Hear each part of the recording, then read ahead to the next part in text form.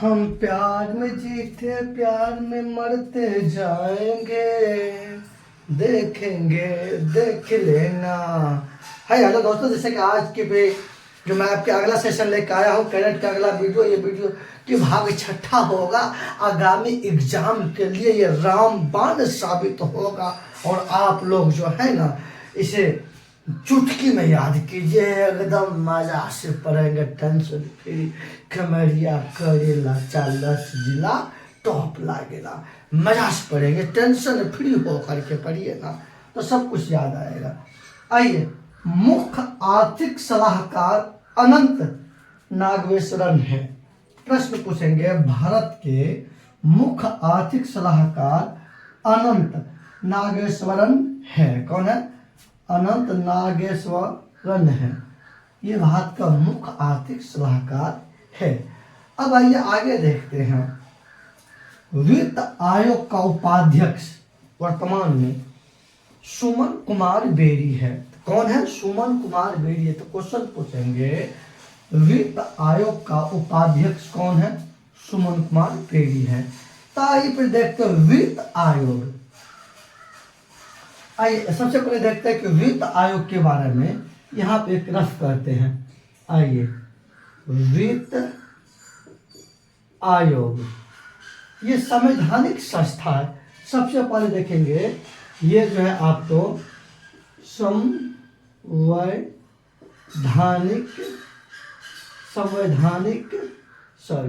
ये संवैधानिक संस्था है।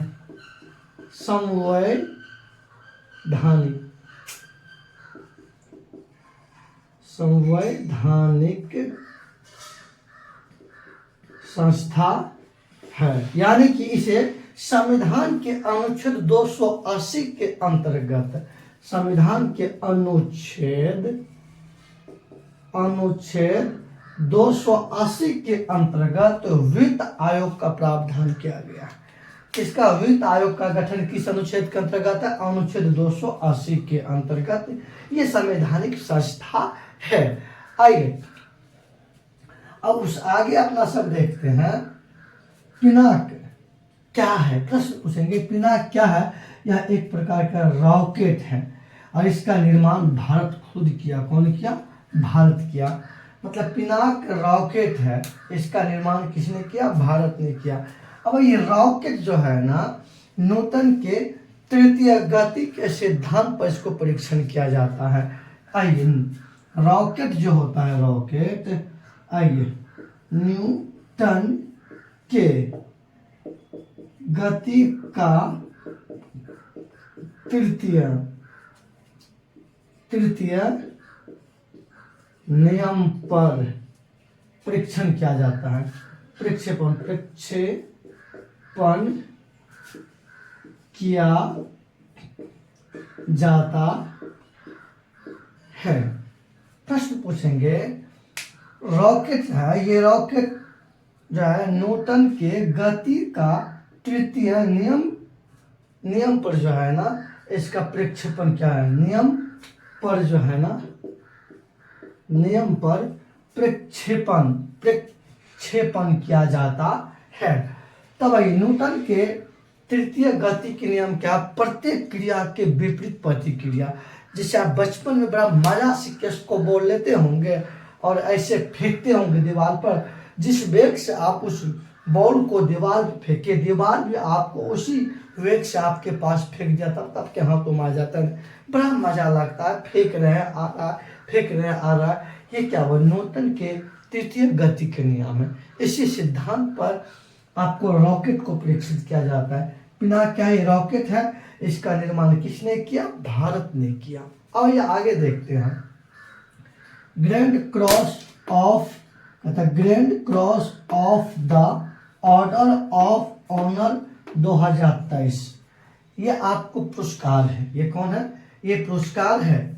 अब आइए, ये पुरस्कार आपको प्रधानमंत्री नरेंद्र मोदी को दिया गया। प्रधानमंत्री नरेंद्र मोदी को ये जो है grand cross of the order of honour, ये जो है ना, ये आपको ये सर्वोच्च नागरिक सम्मान है। और जिसे 2023 में प्रधानमंत्री को दिया गया। अब ये जो है ना आपको ग्रीक देश का है, ग्रीक, कौन सा देश? ग्रीक देश का जो है ना grand cross of the order of honour 2023 इस देश का सर्वोच्च नागरिक सम्मान है, जो माननीय प्रधानमंत्री नरेंद्र मोदी को 2023 में दिया गया, ये सबसे अंतिम समय में। तो प्रश्न पूछेंगे किस देश के द्वारा प्रधानमंत्री नरेंद्र मोदी को grand cross of the order of honour पुरस्कार दिया गया? तो ग्रीक देश के द्वारा दिया गया। तो आप लोग का एक यहाँ पे हम देते हैं, आप लोग याद कीजिएगा कि ग्रीक का राजधानी कहाँ है, आप लोग ये याद करके रखिएगा और लिख करके भी आइएगा। अब एक आ गया फिर सैन्य अभ्यास, कहता धर्म गार्जियन सैन्य अभ्यास। सबसे पहले इसमें देखते हैं दो, ये आपको भारत और जापान के बीच में ये होता है। तो क्वेश्चन सीधे पूछेंगे जो है ना धर्म गार्जियन सैन्य अभ्यास के दो देश के बीच में होता है, तो ये भारत और जापान के बीच में होता है। और दोनों देश के इसमें थल सेना भाग लेते हैं, दोनों देश के कौन सा सेना? थल सेना भाग लेता है। आइए, जापान की राजधानी कहाँ पे? टोक्यो में है। आप लोग से एक निवेदन है कि वीडियो को पे कमेंट कीजिए, लाइक कीजिए, सब्सक्राइब कीजिए, अरे दोस्तों के ग्रुप में भेज भी दीजिए ना। क्या लगता है हम आपके लिए मेहनत कर रहे हैं, आप खाना खा के अभी आराम करते होंगे, हम ठीक से खाना भी नहीं खाए और आपके लिए मैं वीडियो बना रहा हूँ, इससे बड़ी बात क्या होगा। मेरा एक ही उद्देश्य है, आप लोग को हमसे जितना हो सके मैं उतना आप लोग के लिए मेहनत करने के लिए तैयार हूँ, ताकि आपका एक एक क्वेश्चन ना छूटे। एक एक क्वेश्चन देखने के साथ एग्जाम हॉल में और मजा आना चाहिए, खुशी आना चाहिए, अरे इसमें तो संदीप सर ने पढ़ाए थे, चलिए इसको हम टिक करते हैं। आइए आगे देखते हैं। कहता 15वां ब्रिक्स शिखर सम्मेलन 2023।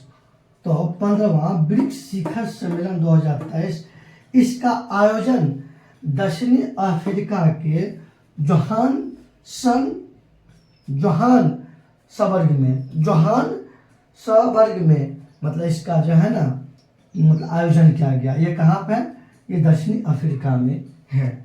अब इसका आयोजन 22 और 23-24 मतलब 22 से 24 अगस्त 2023 में इसका आयोजन किया गया। अब देखते हैं इसकी अध्यक्षता किसने किया। तो ये दक्षिण अफ्रीका के राष्ट्रपति का नाम है आपको सिरिला रामाफोसा। सिरिला रामाफोसा जो है इसने 15वां ब्रिक्स शिखर सम्मेलन का जो है ना अध्यक्षता किया और उसके बाद हमारे भारत की ओर से मतलब 15वां ब्रिक्स सम्मेलन में भाग लिए थे माननीय प्रधानमंत्री नरेंद्र मोदी जी भाग लिए थे। कौन भाग लिए थे? नरेंद्र मोदी जी भाग लिए थे। अब आइए ब्रिक्स में जो भी देश है इसका हम ठीक ला के दे देंगे, इस पर कौन कौन सा देश शामिल है आप लोग आगे देख लीजिएगा। अब आइए देखते हैं कोप 27 का सम्मेलन। तो ये कोप 27 का सम्मेलन जो है, आइए इसका आयोजन हुआ था शर्म अल शेख, ये है मिस्र में है। कहाँ पर? ये मिस्र में है। अब आइए शर्म अल शेख जो है, अब ये यहाँ मतलब मिस्र के अंतर्गत है शर्म अल शेख, किसी स्थान पर कोप 27 सम्मेलन का आयोजन हुआ था। अब आइए इसमें जो है ना कई बातों है शामिल। इसमें जो है ना मैंग्रोव अलायंस फॉर क्लाइमेट को लॉन्च किया गया। मतलब जो है इसके इस सम्मेलन के अंतर्गत जो मैंग्रोव वन है ना, मैंग्रोव अलायंस, ये मैंग्रोव सबसे पहले जो वैसा क्षेत्र जो पानी में ढका हो, दलदल क्षेत्र समझिए ना, मैंग्रोव उन्हीं को कहा जाता है, उनके संरक्षण प्रदान किया गया इसके तहत। हाँ, अब आइए ये जलवायु परिवर्तन से संबंधित सम्मेलन है कोप 27। ये जो कोप 27 है ये जलवायु परिवर्तन से संबंधित ये सम्मेलन है। जलवायु परिवर्तन, आइए जलवायु परिवर्तन से संबंधित है कौन सा सम्मेलन? कोप 27। मतलब विकासशील देश और अविकसित देश, जितने भी देश है ना, वहाँ जो जलवायु में तेजी से परिवर्तन आ रहा है, उनको आर्थिक रूप से सहायता प्रदान करना, जो भी हो उनको प्रदान करना। अब इसके साथ मैंग्रो अलायंस फॉर क्लाइमेट को भी लॉन्च किया गया। तो प्रश्न पूछेंगे किस सम्मेलन के दौरान मैंग्रो अलायंस फॉर क्लाइमेट को लॉन्च किया गया? वो COP 27 के सम्मेलन के दौरान। अब ये भारत की ओर से इसमें जो प्रस्ताव लेकर गया था, तो भारत की राष्ट्रीय हरित हाइड्रोजन नीति को इसमें शामिल किया गया। बहुत बड़ा का पॉइंट आपके एग्जाम के दृष्टिकोण से बड़ा महत्वपूर्ण है। प्रश्न पूछेंगे COP 27 सम्मेलन में भारत के कौन कौन से नीति को इसमें लाया गया था? तो सबसे भारतीय राष्ट्रीय हरित हाइड्रोजन नीति को शामिल किया गया, एक पॉइंट हो गया। अब ये दूसरा पॉइंट देखते हैं, वर्ष 2032 तक ये भारत का है। तब इस सम्मेलन में भारत ने प्रस्ताव रखा है कि वर्ष 2032 तक जो है परमाणु क्षमता में 3 गुना वृद्धि करना। मतलब भारत सरकार ने अपना प्रस्ताव रखा कि हम जो है ना वर्ष 2032 तक जब परमाणु क्षमता में 3 गुना वृद्धि करेंगे, अभी जो है उनसे 3 गुना वृद्धि करेंगे, यह भारत की प्रस्ताव है। और देखिए 3 पॉइंट हम लिए, एक पॉइंट आपको ये हो गया, एक पॉइंट ये हो गया, दूसरा पॉइंट और तीसरा पॉइंट क्या है? और भारत सरकार ने इसी सम्मेलन में प्रस्ताव रखा कि हम पेट्रोल में जो है ना 20% एथेनॉल मिलाने का उद्देश्य रखा। तो अब देखिएगा, तो एथेनॉल पेट्रोल में मिलाने से पेट्रोल की पावर बढ़ जाती है, और जिससे कि आपकी जो है ना कम पेट्रोल में ज़्यादा दूरी तक जा सकते हैं। तब आइए आप देखिए क्वेश्चन क्या क्या बनेगा, मैं अभी दिखा देता हूँ, और आप लोग इन सब को सबसे पहले आप लोग इनका अथी लीजिए, स्क्रीन शॉट लीजिए। अब स्क्रीन शॉट ले लिए होंगे, तब आइए हम आगे देखते हैं। आप लोग कहेगा भारत का वर्तमान में मुख्य आर्थिक सलाहकार कौन है? अनंत नागेश्वरम।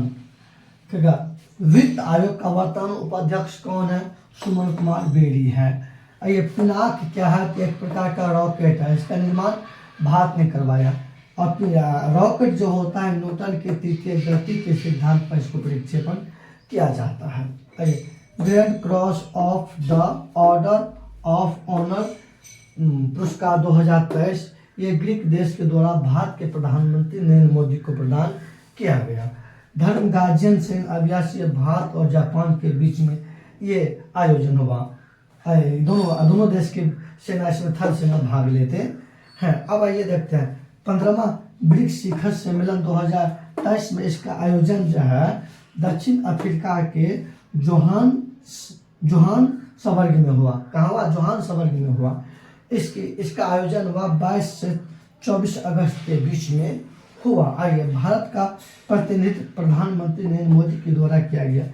इस 15वां ब्रिक्स सम्मेलन की अध्यक्षता क्या था? दक्षिण अफ्रीका के राष्ट्रपति श्रीला रामफोसा ने किया। आइए COP 27 का सम्मेलन 2023 में कहाँ हुआ? इसका आयोजन हुआ शर्म अल शेख मिस्र में हुआ। और ये सम्मेलन जलवायु परिवर्तन से संबंधित है। किससे? जलवायु परिवर्तन से संबंधित है।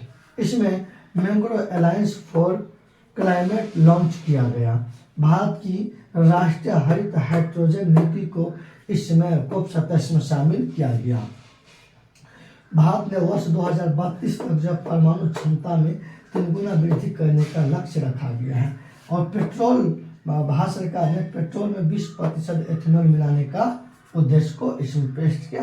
अब आइए आप लोग से एक ही है, उसका भी लिखिए, उतारिए और कॉपी कर लेकर के आइए, हम चेक करेंगे। लाइक करिए, सब्सक्राइब कीजिए, शेयर कीजिए, दोस्तों के बीच में ग्रुप में भेज दीजिए। जय हिंद, जय भारत।